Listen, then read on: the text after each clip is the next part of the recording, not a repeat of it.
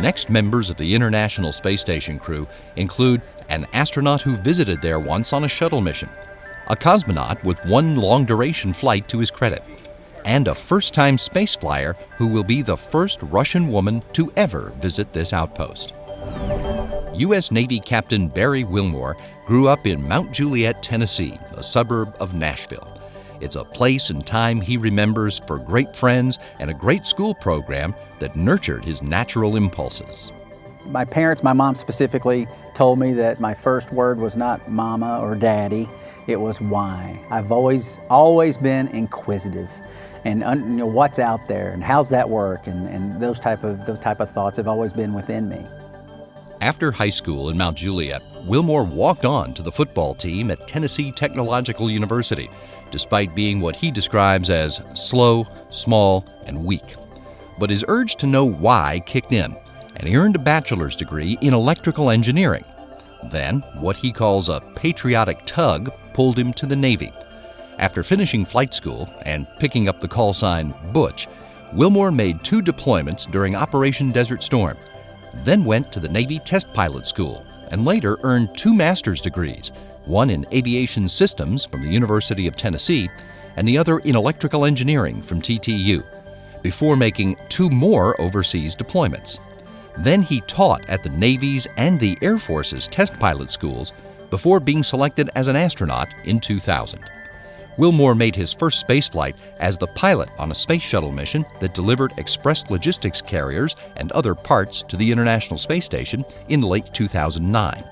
This mission gives him the chance to push the boundaries of human knowledge. We do science and various things, hopefully for the betterment of mankind. That's why the station exists, so we can turn around what we learn there and use it here on Earth. That's our purpose. And to go and have the opportunity to do that, like I said, is very, very humbling.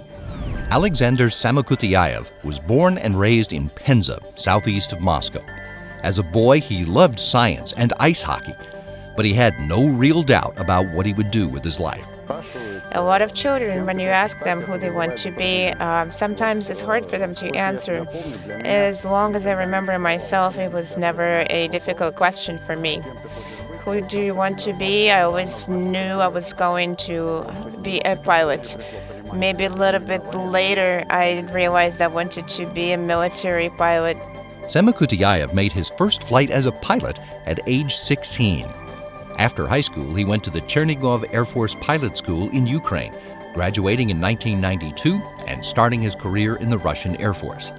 He graduated from the Gagarin Air Force Academy in 2000 and was assigned to the Gagarin Cosmonaut Training Center as a division chief before being selected to start cosmonaut training himself in 2003. He completed 1 spacewalk on his first flight, a 164-day mission to the International Space Station as flight engineer on expeditions 27 and 28. Since then, he retired from the Russian Air Force as a colonel and has been studying finance and economics at the Russian Government Service Academy. But he's eager to continue the exploration of space. And with the prospect of flying to distant planets, maybe out into the solar system, right now we're laying the foundation, the stepping stone that we can do and can implement as part of the ISS project. Elena Serova, the 4th Russian woman to go to space and the first since 1997, was born in the far east of Russia in a town called Vozdvizhenka, where her father was stationed with the Soviet military. There, she learned to love the star-filled sky and developed an appreciation for flight on trips with her father to the airfield.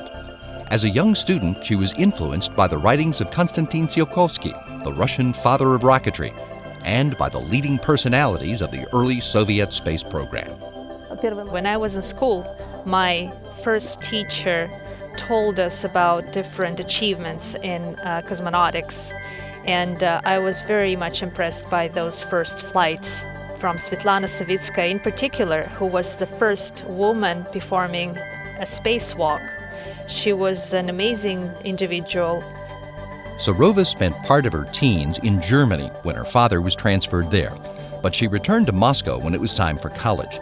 She pursued her interest in space and engineering at the Moscow Aviation Institute, graduating from its aerospace department, and then going to work as a test engineer at the Rocket Space Corporation Energia, while also earning a postgraduate degree in economics from the Moscow Academy of Machinery and Informatics.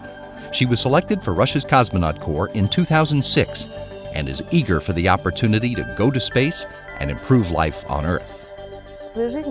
We don't do it for ourselves, we do it for others, for future generations, so that people on Earth live better. They have better opportunities, they have better conditions of life on Earth. So that's what we do when we take the risk.